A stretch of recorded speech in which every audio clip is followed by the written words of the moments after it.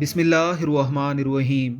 اسلامی تاریخ کا سب سے بڑا حکمران، ایک ایسی شخصیت جس کو رسول اللہ صلی اللہ علیہ وسلم کی زبان اقدس سے اس خلافت اور اس حکومت کی بشارت ملی ہو، آسمان رشد و ہدایت کا روشن ستارہ۔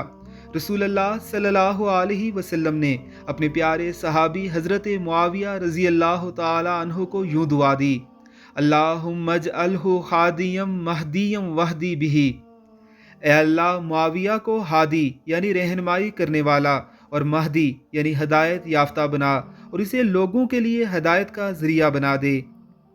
آسمان نبوت کے اس روشن ستارے سے محبت کرنے والے اس منبع ہدایت کی ہدایت سے انشاءاللہ بہرہ ہوں گے۔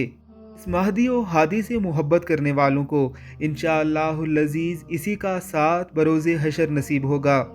اللہ رب العزت کی ذات ہمیں تمام صحابہ کرام اور اہل بیت عظام کے رستے پر چلنے کی توفیق عطا فرمائے۔ آمین ثم آمین۔